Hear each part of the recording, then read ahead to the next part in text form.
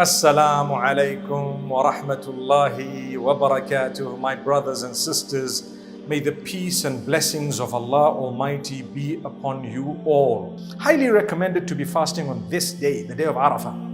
And in fact, according to the correct opinion of the people, the scholars, it is the 9th of Dhul Hijjah, wherever you are on earth. One might say, what do you mean? Well, wherever you see the moon, there are differences of opinion, and I don't mean to belittle any opinion, but according to the majority of scholars, it's the 9th of Dhul Hijjah, wherever you are, considered the day of Arafat. So if you've seen the moon before the people in Saudi Arabia saw the moon, and that has happened in the past, probably will happen sometime in the future, today might have been your day of Eid. If that's the case, it's haram for you to fast. How can you fast when you've seen the moon prior to the people in Mecca and Medina, and they have declared the Eid a day after you? In that particular case, you fast according to your own calendar, the 9th of Dhul Hijjah. But nowadays, mostly people see the moon either with Saudi or after Saudi, with Mecca or after Mecca.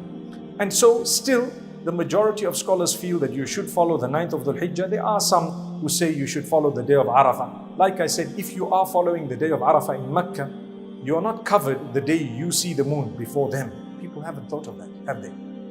And it has happened. I recall the last Ramadan, there were some countries that saw the moon before Mecca. And those who were following Mecca were stumped mid-wicket. They didn't know what to do. They had to come back and say, wow, well, we saw the moon. What do we do now?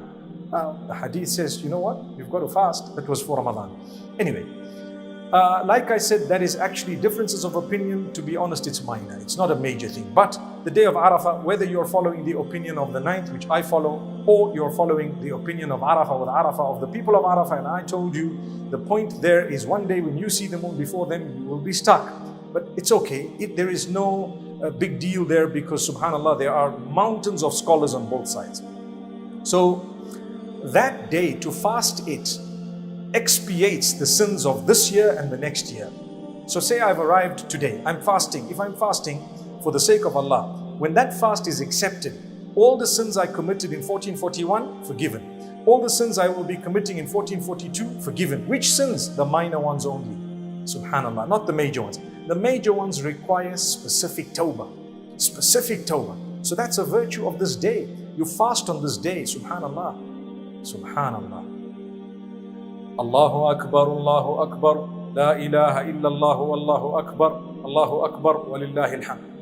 Subhanallah. Remember to ask Allah to forgive you, and all of us, remember to ask Allah to free us from hellfire, for this is that day. Jazakumullah khair. أقول قولي هذا وصلى الله وسلم وبارك على نبينا محمد والسلام عليكم ورحمة الله وبركاته.